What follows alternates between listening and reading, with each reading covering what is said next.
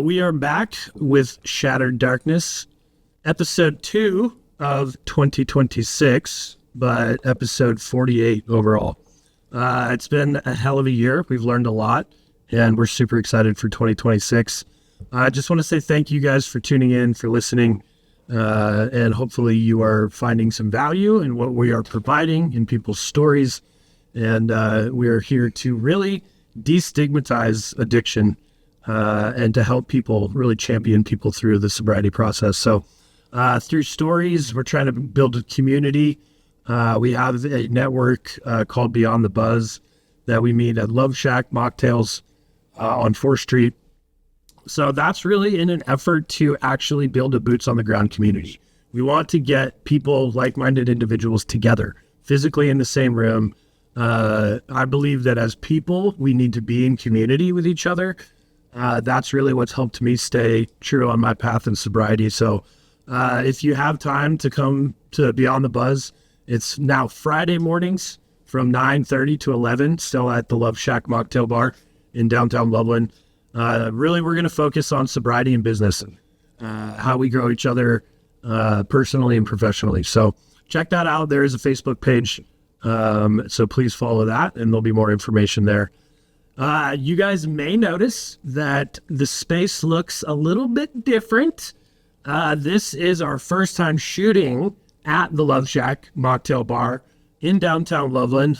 The owner, Han, was gracious enough to let us use this space, and we feel like it really kind of embodies the vibe of Shattered Darkness and, that grungy kind of tattoo, like get down into the darkness, get down into the nitty gritty. So that's what we're all about, man. So I want to thank Han, the owner of Love Shack, for being here. He's basically kind of a sponsor of us, and Love Shack is. So again, Love Shack is the only mocktail bar in Northern Colorado.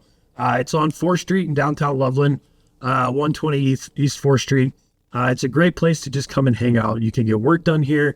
They've got great cocktails, great bartenders. The staff is awesome. The environment's amazing. So definitely come check out the Love Shack Mocktail Bar on 4th Street. Some other changes that I want to talk about before we get into our episode is Aaron Nelson.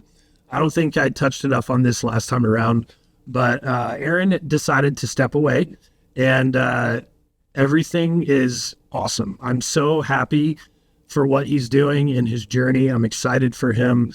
Aaron is stepping out in his faith and following the path that he feels like God is putting before him. So I'm super excited for where he's headed.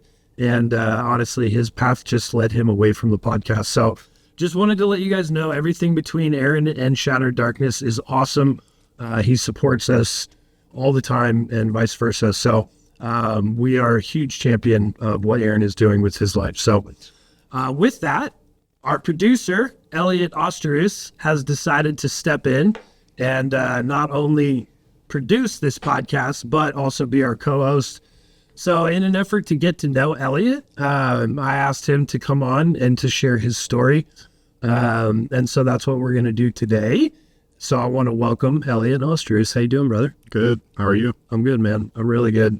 I'm feeling really grateful right now just for your level of involvement in this project, dude. It's awesome, and it's a huge blessing. So I'm excited for 2026. Elliot is amazing. He's plugged into our podcast in a way that has just transformed our production value, our content, everything. I mean, he's really bringing a high level to this thing. So we're really excited to see what we can accomplish in 2026. But I want to also just be very clear about our purpose and our goal for this podcast.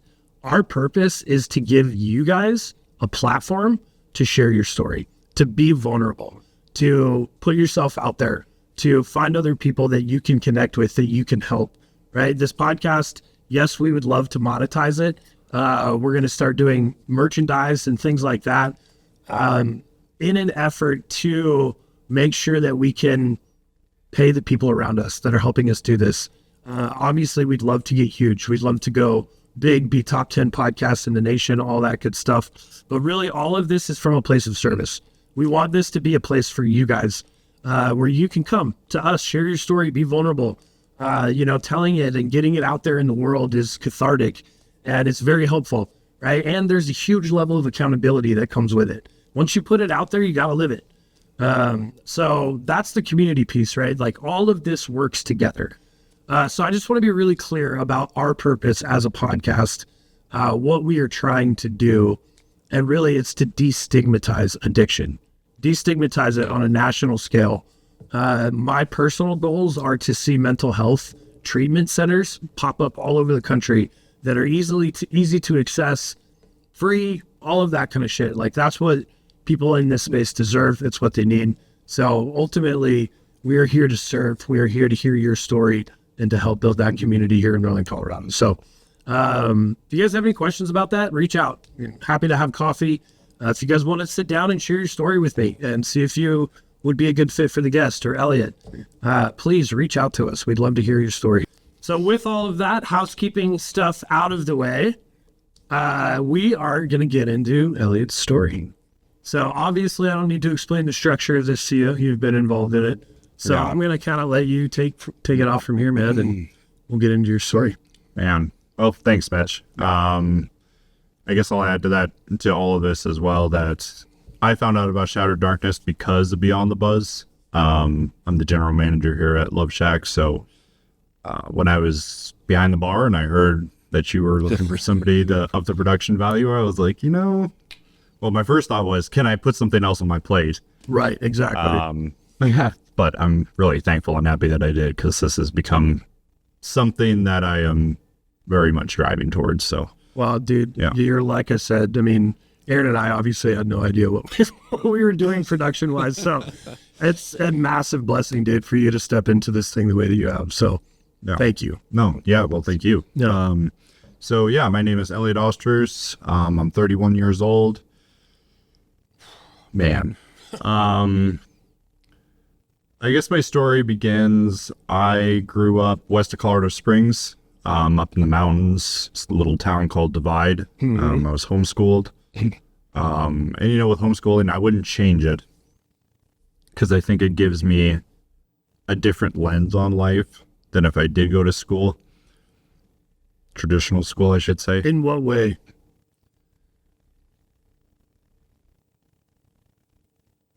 I don't feel the pressure.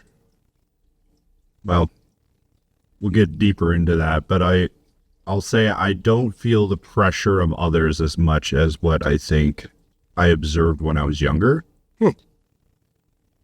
But at the same time, I really wanted to be in a group of kids and accepted and liked, because growing up in the middle of the woods, essentially, it was really great. I mean, I spent a lot of time outside. I think about that, and it's like, that's the stuff that I want to do now, that sounds amazing. Yeah, I mean, nothing bad to say about my childhood. My parents are great. That's awesome. Grew up in the woods and homeschooled. I got heavily involved in violin, science Olympiad, and that's kind of the advantage of homeschool is you get to create the curriculum that makes sense to you. That you see fit. Saw a lot of people in the homeschool space, did a lot of like unschooling and kind of these ideas. And I immediately was like, this is not the answer. Like these kids are not as aware. Yeah. I suppose. Do you think that maybe naturally you're a little bit more intelligent? Because that you seem that way to me. Like if I had to put you in a lineup of people, I would tend to guess that like you would have a higher IQ than most. I would say, I'm trying to be humble. I get that. But without the humility piece of it, I would say you're a highly intelligent person. I would say I observe a lot more than most people I meet, when I was younger. Yeah. And I think it's because when I was younger, I was always trying to fit in, so I was observing the group where I could plug myself in. But that also touches on something that became a challenge later, which is people pleasing. Yeah. Did you have siblings growing up? Yeah, I have one younger brother. Okay. Are you guys close or? Yeah. Oh. How far apart are you? 4 years. Okay. I have a younger brother too, so that was You know, you always have that like friend, you know. Are you guys similar? Yes and no. Yeah. Yeah. I think we're both equally as intense, Sure. you know. Okay. Yeah. That had to be fun, dude. Like, I just think about that now, and I'm like, I would love to give that to my kids, Yeah. you know, but I do agree, like, the social aspect of it as well. That had to be kind of challenging. Because when you're homeschooled, I'm assuming your brother was too. Were there other kids in that program? We did a program once a week where it was like a connect group, which, you know, you'd go to a place and usually a church or something and connect with other kids on that level. Okay. I will say it was challenging in the sense that I think homeschooling is becoming more popular now, but back 20, 25 years ago, whatever. It was weird to even think about it. Yeah, it is. I know. And I remember we had friends that were homeschooled, and I'm like, what the hell is that? Yeah. Back then, there were a lot of people who homeschooled for religious reasons, and I did not grow up in a religious household. My parents' attitude was that if he wants to pursue it, he will. If not, that's up to him. Yeah. Are they spiritual or anything like that? I would say they're spiritual. They practice more of the Dharma Buddhist. Sure. They don't call themselves Buddhist, but they're heavily involved in meditation. Sure. Reflection. Which is awesome, dude. Like, that's self-reflection, things like that. Like, yeah, that's awesome. Yeah. So it does sound, I mean, it sounds like a good environment. Yeah. Were your parents, so you said you and your brother are pretty intense. Are your parents the same way, or? I would say my mom is far more intense than my dad. Okay. My dad is intense in a different way. He grew up on a farm. Okay. Hard worker. Yeah, hard worker. My mom is just she's a very intense person, especially when she finds projects that she's passionate about. Sounds familiar. Yeah, I'm thankful that I got that trait from her. You know, but with intensity, you know, if it goes in one direction a little bit too far. So now we lead into the darkness. So when were your parents drinkers growing up? Like, were you around that stuff growing up? A little bit. They were not like heavy drinkers or anything. I would say like pretty balanced, normie drinker, sure. You know, nothing crazy. I think something that really didn't drive me. It got me curious initially was I was always told from a young age about specifically weed and drugs that, you know, when you tell somebody to not do something, it makes them more curious about doing it, essentially. Yeah. And I think that kind of got me curious because initially my attitude was, no, I'm not interested in that at all. And it was like that for a long time. Mm-hmm. But as I got older, my self-awareness and this voice in my head started getting louder and louder, and like overanalyzing, overthinking. It became challenging to get into social situations because it was always, are they thinking about me? What are they thinking about me? Did I say the right thing? Did I not say what I meant to say? And how are they viewing everything that I'm saying? Do you think that's a natural perception, or do you think that that's developed through, and I'm not going to say isolation because it's not like you guys are isolated, but like, I don't know, maybe like the lack of socialization with other kids? It's hard for me to say. I would say in my case, it's probably more genetic. I've talked to my mom about it, and she had the same challenges when she was younger. That's what I would get. Like, no matter what your environment was, like, you're going to have that same challenge, you know? Yeah. I think in my case, it was more genetic. Yeah. Of just, you know, too much self-awareness can become a burden. Totally. Because I can actually identify with parts of that, dude. Like, because I was really young, like I would get teased, you know? Yeah. And so going into elementary school, like, yeah, it was tough. You know, I never had confidence in myself, you know, so I was always wondering what other people thought. And still to this day, dude, like I still work through that kind of stuff. Yeah. I mean, it's tough, you know, and I think it causes me to struggle with action, right? Like that's something I'm noticing in my life right now. It causes me to kind of freeze up. Yeah. You know what I mean? And I think it's just a subconscious belief system that I've created through those situations, you know? And so, yeah, I totally understand. Yeah, struggling with action is always So when you get into something. yeah, that so like, I'm getting better at like getting into action, because what I'll do is I'll start overanalyzing and overthinking something. Right. And then like the web of decision from the one choice that I'm making starts to get like overwhelming. and it's all and You it's, know? and it's all hypothetical. Right. And that's the crazy thing about it, right? Is I can sit down and create a plan, good at it, right? Okay, here's the plan. I created my calendar, but then it's like, I just don't do it, you know? And it's like, I won't get up at 6 or I won't go to bed at the time that I want to because either I'm selfish or whatever reason, Yeah. And it's like this self-sabotaging habit of not taking action. I think I can relate to that as well, but I think also, I don't remember what the exact quote is, but they plan for war, they hit boots on the ground, and immediately the plan goes to hell. Yeah. And that's honestly, dude, that's life. Yeah. Period, right? Yeah. Like, and that's reframing failure and understanding that, hey, if we go down this road, 90% of what we try to do is not going to work. Yeah. Right? Because we're trying to do something that's different. Right. Right? It's against what's normal, right? Whatever that may be. And I think that that's honestly how our brains work naturally, right? And so I think that self-pleasing, I think it's easy to fall into, Yeah. Yeah, Definitely. So where did alcohol or drugs start to get involved in your life? So try not to get too specific with people. Yeah. Just rename them. Yeah, so I was exposed when I was probably about 12 or 13 years old. I was doing a lot of stuff in my life at that point. I was, I played violin for 16 years. I was heavily involved in like a really, really good youth orchestra. I mean, we like toured the world. Wow. Like I played in the Sydney Opera House. I've been to Bulgaria, Australia, New Zealand, Turkey. Dude, that's crazy. Yeah. What was the group called? Colorado Springs Youth Symphony.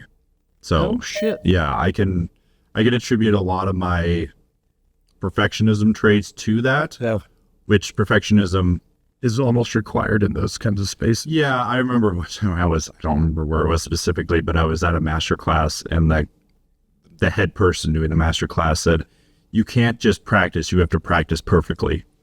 I remember when I heard that, I was like, if I was practicing perfectly, I wouldn't have to practice, right? Yeah.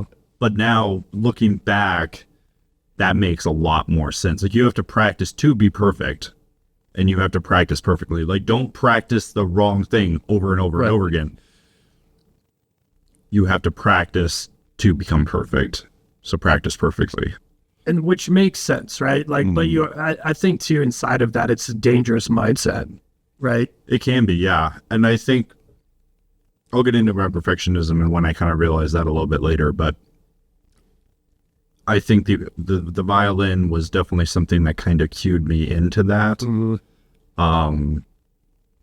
But yeah, I was exposed to, my first thing was actually cannabis when I was probably 13, 14 years old. Something that my parents didn't know about, nobody knew about, and that just kind of slowly started to, back then it was illegal for everybody. Yeah. It was such like a taboo thing to do, dude. Right. Like, yeah. Yeah. But when I did it, I found that it made me, the voice in my head was shut off for the first time in my life. So, wow, I'm not overthinking everything I'm doing right now. I'm just doing it, which was great because the impulsivity of myself was coming out at that time in a good way because I just wasn't like, I wasn't captured by my own mind, essentially. You're hindered. Yeah. Right? I totally understand what you mean. Yeah. I think anybody that struggles with that mentality totally gets it. And in AA, they say, free me from the bondage of self. Right. And that's what it did the voice initially. in your head. Yeah. That's what cannabis did early on. So, and I didn't. And that's crazy because you're like going through puberty too at that point. Yeah.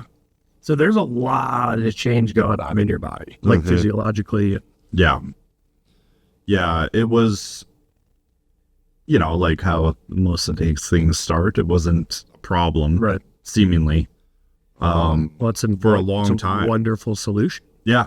yeah, I was like, wow, this is an answer to all my problems, and it's immediate, right?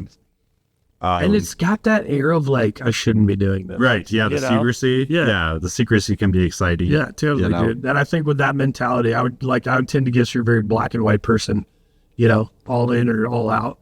I'm getting better. Yeah. But yeah. That's I tend to be the same way, and it's like, you got to live in that gray area, right? That's where life happens. Yeah. The neutrality Yeah, is exactly. really where the magic happens, because then you can observe correctly without high or low emotion being involved. Yeah, so I was smoked all the way up until I graduated high school 2 years early. Just because do it. I just did a massive amount of Science Olympiad.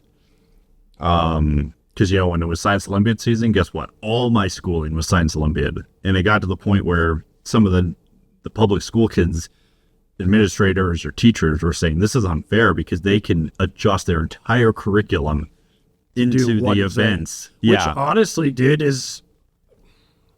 think that's smart. Yeah. Because it's, how do you master something? You have to spend countless amounts of hours on it, and it's like, if you have all of these fractured different parts of your life, it's hard to master one part of it. Yeah. Yeah. And, I met some really great people through that. Had a little bit of, challenges too, because a lot of them were highly religious based people. So, had some friendships fall apart because of that. And I had a resentment towards religion for a long time. Religion or God? I would say religion. Okay. Yeah. I maybe God a little bit, but it was more so religion. Like, if you don't believe what I believe, then we can't be friends, kind of an attitude. And that, I had really good friends at the time, like, step away from me. And I was I was young enough, and I wanted that social interaction, that closeness with people so badly that it just, and then it just became like a resentment towards, like I said, not so much towards God, but more towards religion. Which I feel you on that one, dude. I'd still have resentment towards that. Yeah. And I don't know if that'll ever go away, but it is what it is, Yeah, for sure. Yeah, so I didn't really start drinking until I was in college, actually. Really? Did a year at community college down in Colorado Springs, and eventually moved to Michigan. I wanted a school that was out of state because I kind of wanted to throw myself out into an area where I didn't know anybody. Right, kind of rebrand yourself a little bit. Yeah, and it's not that I didn't like the brand, my self-brand that I was building. It was just, I'd never done that before. Yeah. I wanted to kind of just throw myself out into the water and see what happened. Why Michigan? I went to school for film production and violin performance. Okay. And at that time, there were not a lot of schools that were on the more moderate cost side that offered both of those full programs. I think it's the Pratt Institute. I was invited there several times. That's $150,000, $200,000 a year. Dude, that's and it was just something that. Could you have got scholarships for that? I think even with the scholarship, it was kind of like we just looked at the price tag and just kind of decided. I looked at Boston University as well. I went there, toured, didn't get in there. But yeah, so I kind of landed on Grand Valley State. I had an uncle who has since passed, but he lived nearby. My cousin, I don't know if she went to the university. Through word of mouth from them, I found out about Grand Valley State University in Allendale, Michigan. And it just kind of checked all the boxes. Yeah, I went there. Programs you wanted to be on. Family close by. It was like an hour-ish, so I still had like a little bit of connection if I needed it. And it was like a college town. There was a town there, but the college was the thing there. It wasn't like a college. Just a main source of income. Right, yeah. So brand new campus, everything was really beautiful. They were building a library at the time that got finished while I was there. And it was just kind of seemed like the right move. So I should add, I am not the most studious person when it comes to school. I fought my mom a lot about school stuff. A lot. I mean, I would say that was probably our main conflict through our relationship was me getting schoolwork done. Like completing it? That you just didn't want to do it, or? I just didn't want to do it. Yeah. I remember something that here was probably a source of, well, not probably, it definitely was a source of conflict for us was, she's like, well, you need to do this. I'm like, why? And she's like, because I told you so. I was like, no, I don't. I always remember I thought, I can go over there and there's not a damn thing you can do about it, you know? Which I think has helped, like, that's a positive thing for me now. Because were there consequences for your guys' actions as kids? There were, but, you know, there was never spanking or anything like that. We would get into, like, verbal altercations every once in a while. If anything, you know, this is right when, like, computers really started, like, the personal home computer really started getting kicking. And that's really that's what made my brain tick. Yeah. Not even so much like, I mean, yes, the playing the games on the computer, but also like building computers. Yeah. I remember we had a shitty HP laptop that we kept having to send back for service. And finally I was just like, I'm just going to build one. Figure it out. Yeah. Like, and so I built my first PC, you know, and that's kind of like a side hobby thing. It's not like something You actually remind me a lot of my brother, like a lot. Okay. Cool. Yeah. Because he's very much, so I would say we're very different, you know, different perspectives on a lot of things, but the similarities is the moral compass. Yeah. You know, and that's like, outside of that, we're polar opposite. Yeah. You know, but he's one of my best friends. So and he understands me better than anybody in the world, you know? Mm-hmm. And it's just because we both have that mental ability to go into places of like, okay, I'll try to look at this from your perspective and da-da-da. And so we've done that mental exercise with each other. You know? But, definitely. You just remind me so much of him. Nice. But that's good. Yeah. Yeah. Well, I should add, because this is an important part of my story. While I was in Science Olympiad, I met a guy named Rob Romash. I was in an event, can't remember what the name of the event was, but essentially you build the balsa wood airplanes that are rubber band powered. And he's like a world champion of this. I think I met him in a gymnasium randomly.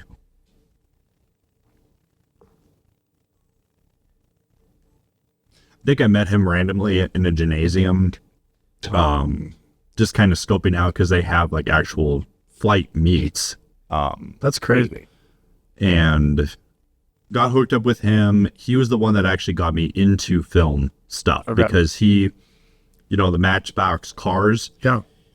I mean, he's such a master model maker. He would take a block and he would carve the Matchbox cars out of it, and then they would laser scan that for production. So he would do that by hand. So he was just master model maker across the board. He would make prototype toys and then go to China and pitch them to the production in China. Jeez. So when I met him, he, at one point after we were done working on our event, he said, oh, well, I'm going to go shoot a video for this toy I just made. And I had just bought a Sony little point and shoot camera for an orchestra tour I was about to go on. And I was like, oh, I just got this new camera. Like, I can help, you know, just like kind of just right place, right time, right gear. And him and I shot those videos together for 14 years. We've done hundreds of projects, probably about 400 projects together. Wow. You still talk to him, obviously? I'll get into that. Okay. Yeah. Really became, you know, kind of like a mentor.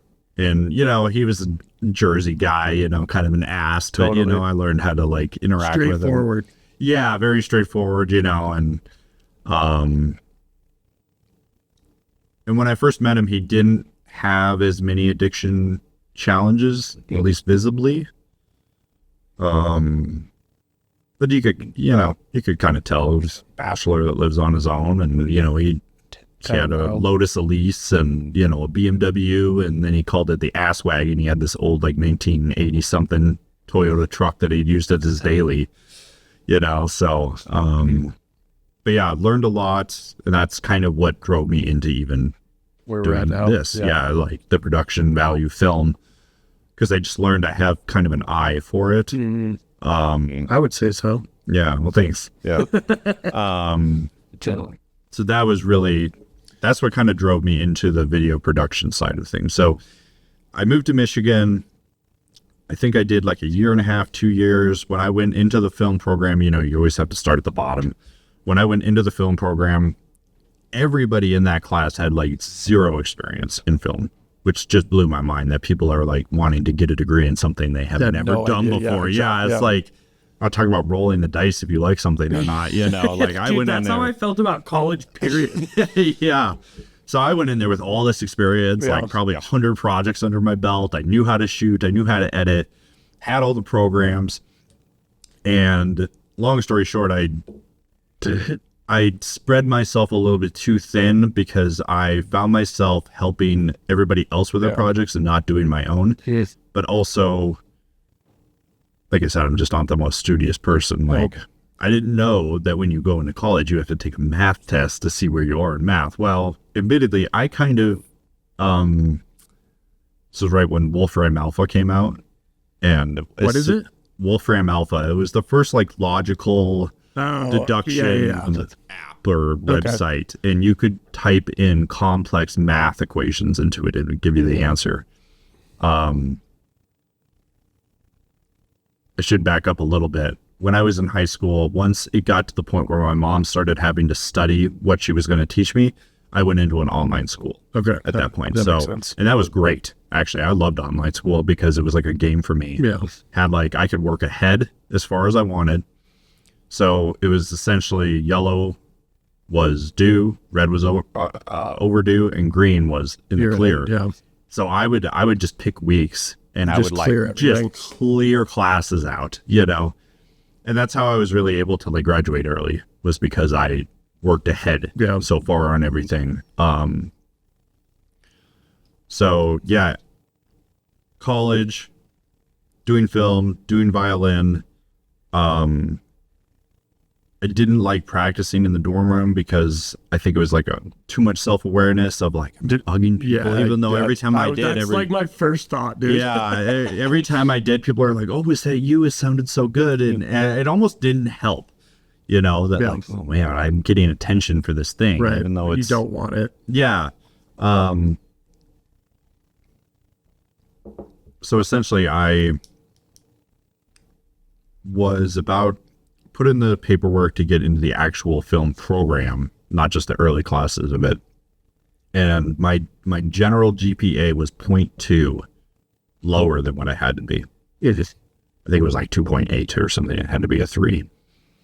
I still have nightmares about Algebra 2 math in college. Bro. Going into that final and not knowing shit. Anything, dude. Yeah. I tested into college arithmetic. Yeah.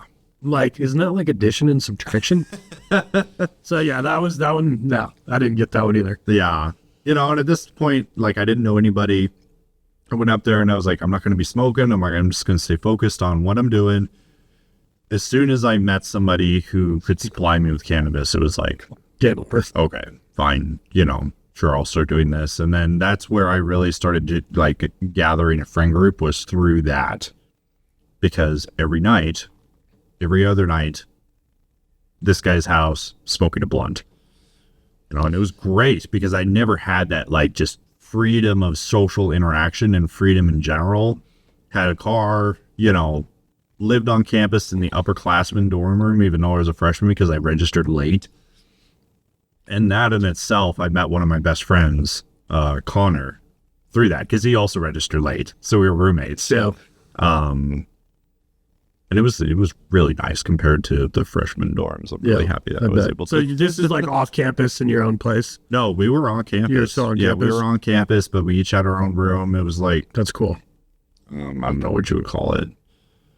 It's a community housing. Like there was 4 rooms and then a living room, living area, 2 bathrooms and a kitchen. Yeah, it's like, I know what you mean. Yeah. So, once I gotta set my timer again, sorry. Once I didn't get into the full film program, that's when I got exposed to network marketing. that was a long period of my life that I'm not going to dig into too much, but essentially, saw guys my age driving Mercedes and making a bunch of money. And I was like, I don't need college. I just need to go do this thing. Long story short, quickly realized I am not super well connected. I'm not in a frat. And I just didn't have a lot of like social pull, especially because all of my whole friend group found out about it first and brought me on, not the other way around. Generated some resentments towards some people in that, and I've worked a 4-step on it, so That's good. maybe make some amends. But honestly, I don't even know if I'm probably a mosquito on their radar, So, so did that for a long time. But while I was doing that, to supplement income, because I never really made any money. Thank you for my parents for supplying a lot of the investments for that, because they wanted to see me succeed. My parents have always been really supportive with that. That's cool. Mine have too, actually. Yeah, always putting up funds and support emotionally and financially for stuff that I'm interested in driving. Which is how it should be, dude. Like, that's what I want to give to my kids too. So that's cool. That's a good parent. Yeah. To supplement my income during that time, I found out about this was back when Bitcoin was like $10 a coin. Cheap. I mean, that shit is around like 90,000 now a coin. And it taught me a lot about like sales and negotiation and networking. Yeah, how to and control frat boys. Yeah, that too. But I really it moved into like the festival scene and like going to festivals. I'm assuming all the while you're doing the drugs. Not really, actually. I did pretty good. I followed Biggie's 10 crack commandments and didn't like get high on my own supply too much, Dude, only a bunch of addicts can sit in your room and laugh about that shit. Oh, yeah. I just found myself like thinking about my life and what I wanted, and I was like, this is not a sustainable thing. How old were you at this point? 25?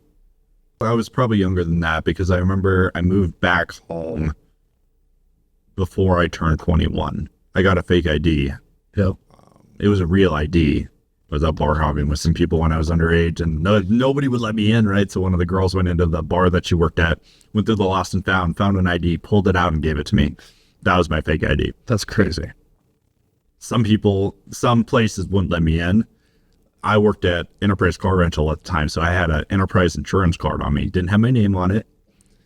So when they were like, we need to take this, I'm like, no, you can't take that. That's my livelihood.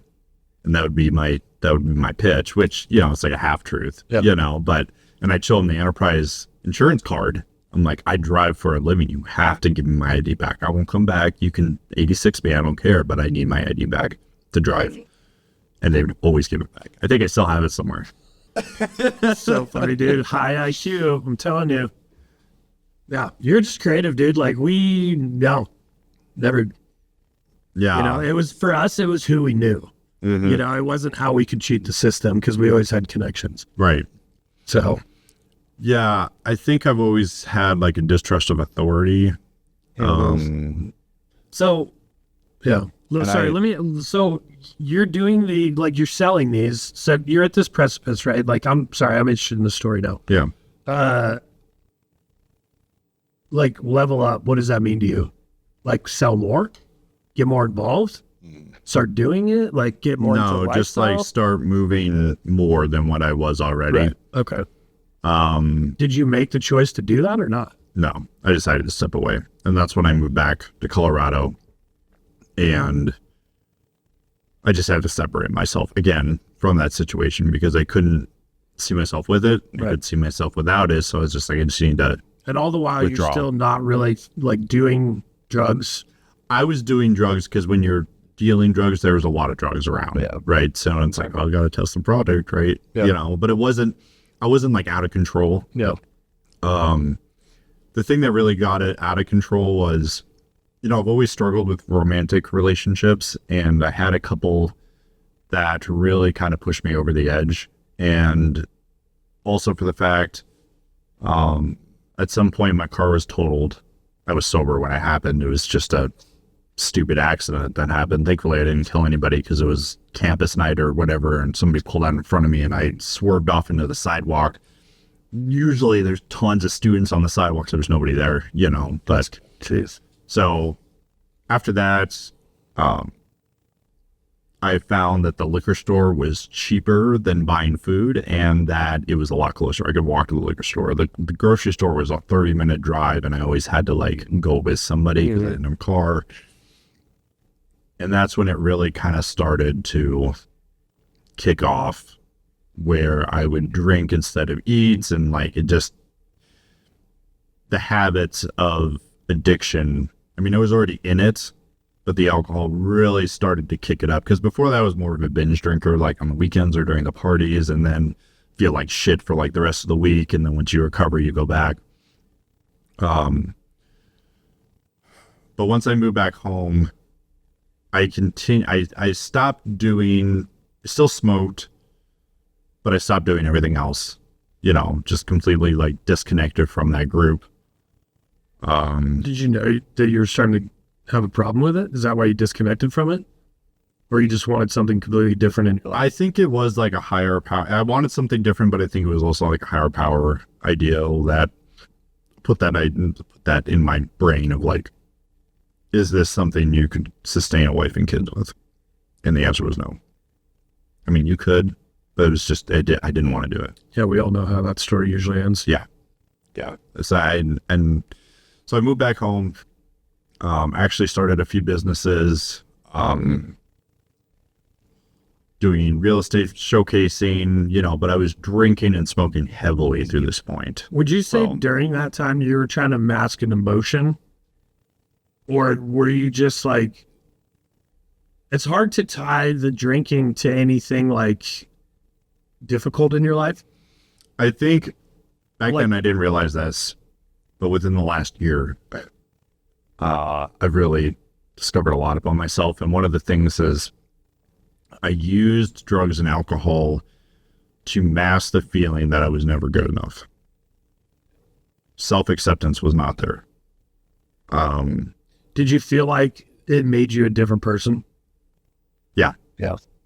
Yeah, and it made making relationships easy. Yeah. Because they were all also involved in that thing. It's you do this thing, then you can come hang. Dude, and it completely removes that anxiety and that fear. And it's weird, right? It's like a mindset. I remember the same thing, dude. If I didn't have a certain amount of drinks in me before we went to a bar, it was I couldn't socialize. Yeah. Right? And that's my gift as a human being, right? Now people are dude, stop talking. But it's crazy, right? That's the one thing that that emotion, that anxiety took away from me was my gift, bro. Yeah, no, for sure.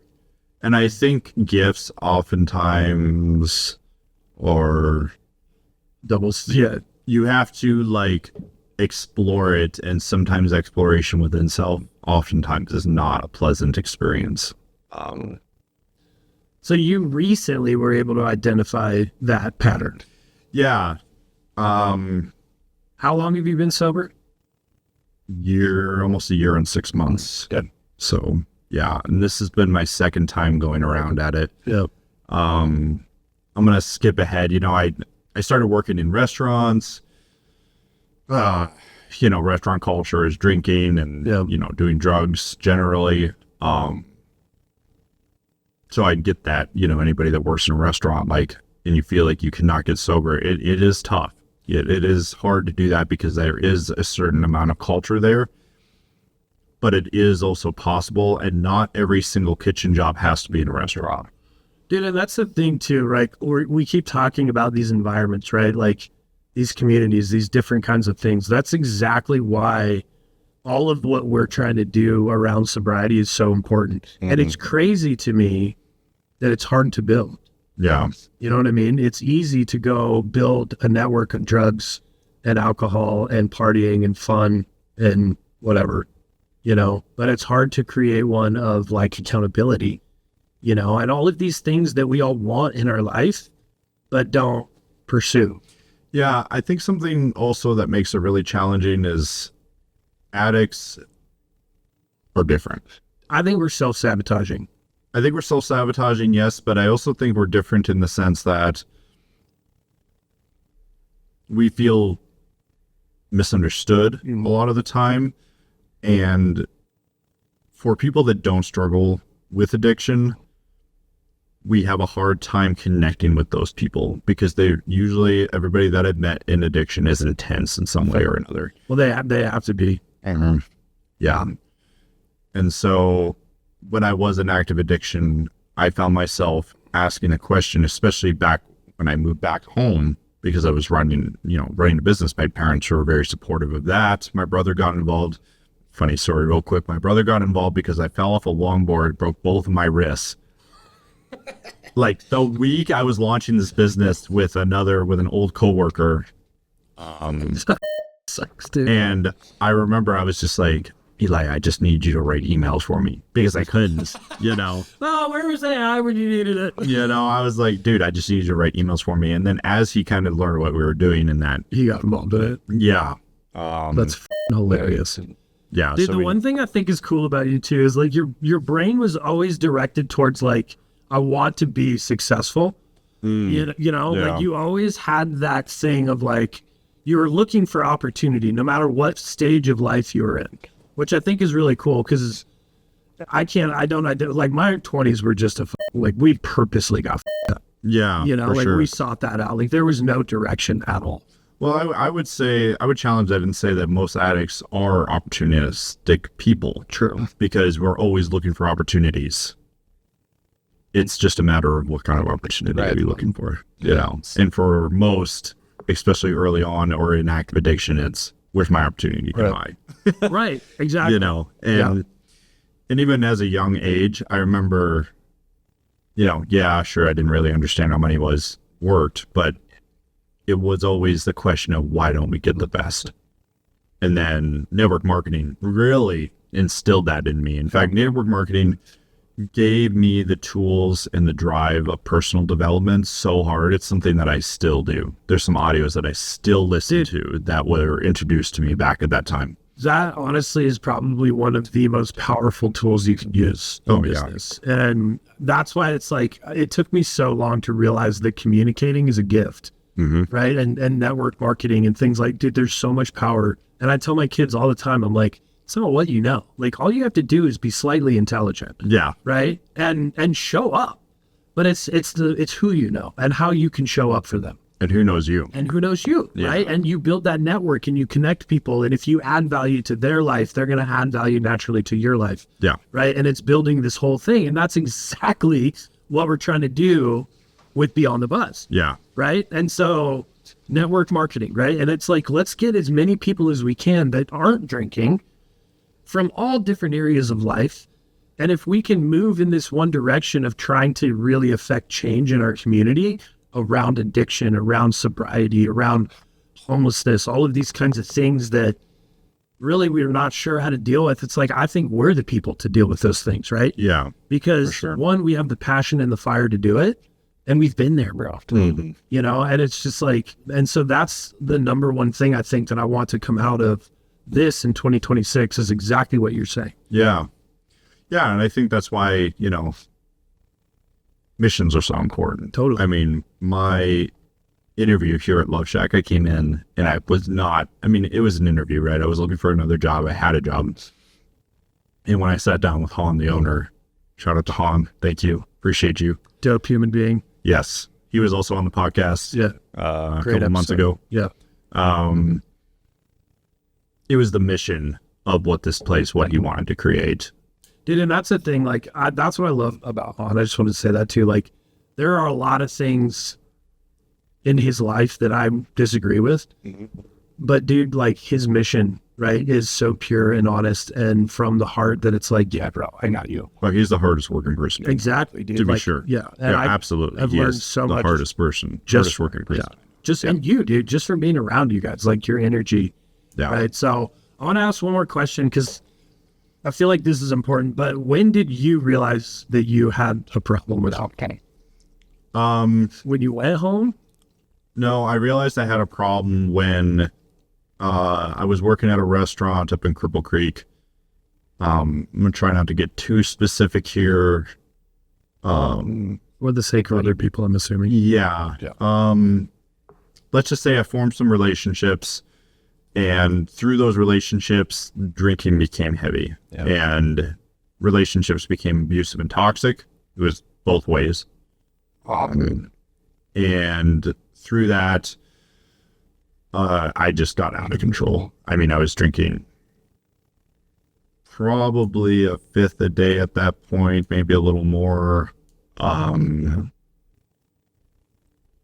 from that, I actually went to rehab. That rehab experience was okay. On your own? Yeah. Yeah. That rehab experience was okay. It was a large rehab. I think there was like over 100 people there. Oh. And it was hard. That doesn't seem valuable. Yeah, I created some friendships. I don't really talk to anybody from that. Just seems like it would be a hard environment to get vulnerable in. Yeah. Yeah, and it was my first time around it, right. Too. I didn't know what to expect. I didn't really want to be there. I remember where I was, though.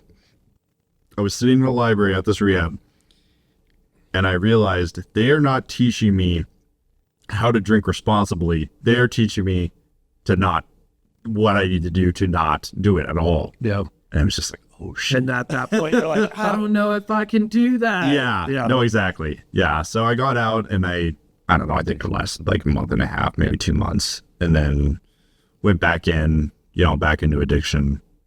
For how long? Probably 3 years, 2 years. And I didn't really try to get out of it. Yeah. I did. Like, you were cool. I had some relationships fall apart. In not such a great way. I won't get into the details because I get you, man. I did the same thing. Hurt people. Yeah, no, exactly. Yeah. And I was hurting bad. And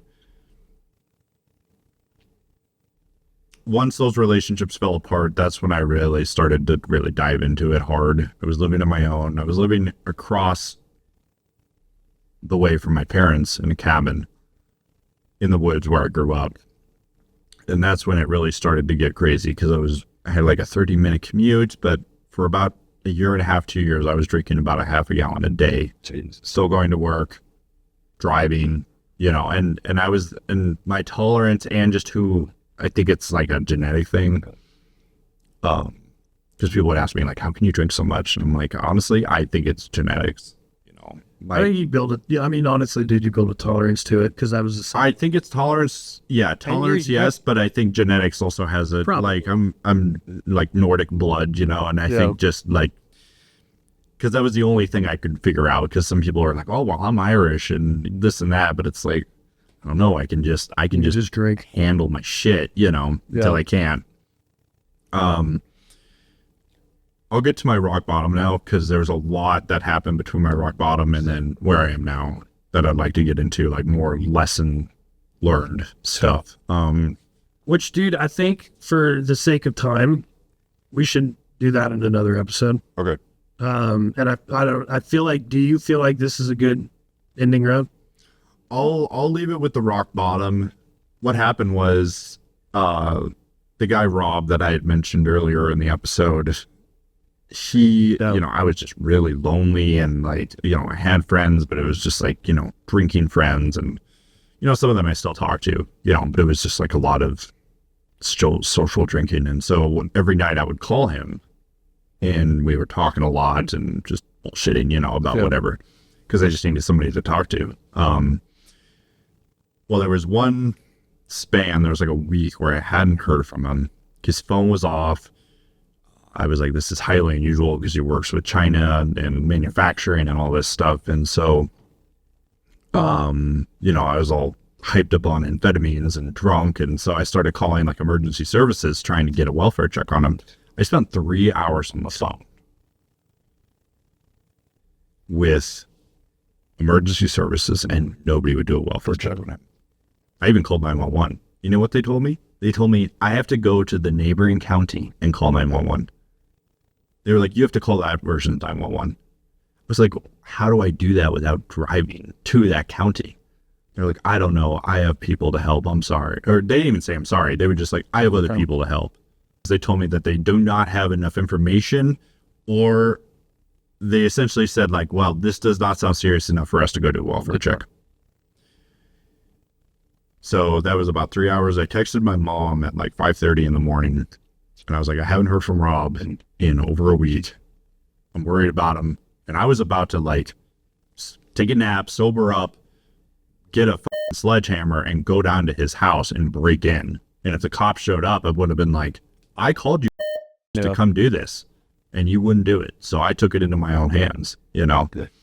Well, my mom found on Facebook that he had actually passed away from, I think it was from alcohol. I haven't really heard the coroner's report. That was July of, not last year, but the year before, so 24, yeah. And that just crushed me. Oh man, that just crushed me so hard. Because it was somebody that I'd known for a long time and had a lot of interactions with, and owe a lot of what I'm doing now to him. Did you feel responsible? A little bit. Not seriously, but there was one time where we were supposed to hang out, and then I woke up like, we were supposed to hang out, and I woke up too hungover and called it off. And that was really kind of, you know, we didn't really hang out. So my rock bottom was when about a month and a half later, was just in a mood. And I got home, I had the day off. I went to the liquor store. I bought a fifth of the Smirnoff berry sour something or other in 10.99 shares. Yeah. And I mixed it up and I drank all of it in an hour. And I got so, when we do a part 2, I'll talk about resentments, because resentments are fierce in my life at that point. I got so resentful that I called all those same emergency numbers back. Because I had actually followed up. Let me pause on that. I actually had followed up about a week later after I had found this out. I called at the same time, so I targeted the same people. I followed up with everybody, and I said, what happened? What could I have done differently here as a private citizen? I actually talked to a deputy, and I told him what happened and what I did, and he's like, honestly, there's nothing more you could have done.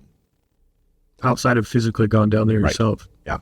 And, you know, and I was like, well, it's different for you. If you call it a welfare check, it's going to get done because of who you are. But for a private citizen, what do I do? And they essentially said, there's nothing more you could have done.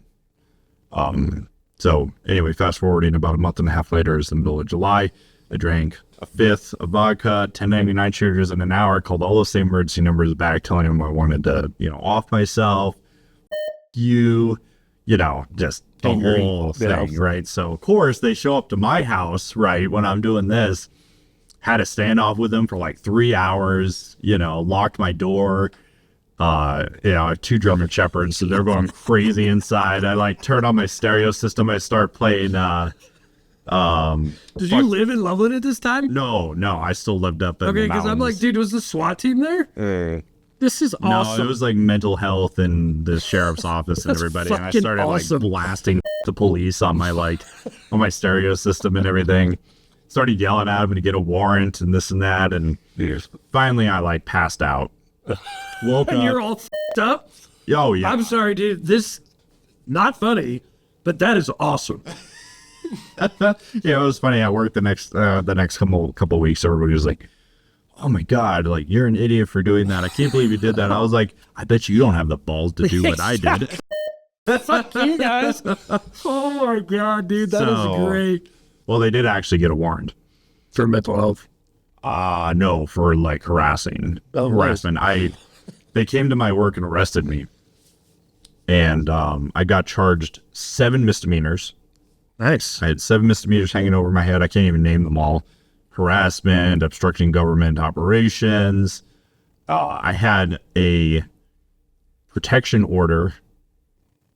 I essentially could not call emergency services because I had a protection, they had a protection order against me, which was wild to me. I was like, what if I actually need emergency service? What am I supposed to do? Call somebody else? Right. You need to call 911 for me because I can't call them. I think there's one, it's like 611 or something like that. You're supposed to call when your cat's stuck in a tree or something. Yeah, so Anyway, that was a whole big thing. I was going through the court system at that time, obviously, and then I got a job at a fine dining place. I was like, this is my next level, this and that. And I knew like I had a protection order against alcohol, but it was unsupervised. I'm like, these idiots, like I'm an alcoholic. And I wore that. I knew I was an alcoholic. I wore that badge. I was like, I know I'm an alcoholic at that point. Dude, and now it's like almost like you get this rebel spirit that awakens inside of you, Yeah. And that's exactly it's funny because you channeled yours into something negative, right? Yeah. And something that's not going to really cause a lot of change. And that's where maybe we did too with this. I don't know. But that's, dude, the similar story, right? With my buddy. Yeah. Got turned away from 7 different facilities. Yeah. And then committed. Right. So it's just like, obviously the system is broken. Yeah. And it's not serving the needs of the people today. Yeah. Right. And so, and I think that's really the biggest thing is like trying to bring awareness to that, and I love your story, dude. This is so great so far. But for the sake of time and to not make this a 3-hour episode, we're going to cut it off here today. Okay. Yeah. We're going to leave you guys with the hook, with the rock bottom. And then we're going to come back next week with the rest of Elliot's story and the story of redemption. Yeah. So, dude, you're awesome, bro. This is a great story. I'm so happy that you're a part of my life. Yeah. And thanks, Mitch. Yeah, me too. I'm really excited to hear the rest of your story next week. So, to you guys, the listener, thank you so much. Please don't forget to check out Beyond the Buzz, business networking, sobriety networking, just sober people, man, in the same room, connecting on business and ideas on how we can really impact our community. So you guys are awesome. We love you. Thank you so much. Don't forget to like, subscribe, YouTube, Spotify, all the good places. Just click the buttons. We appreciate it. Thank you. We'll see you guys next week.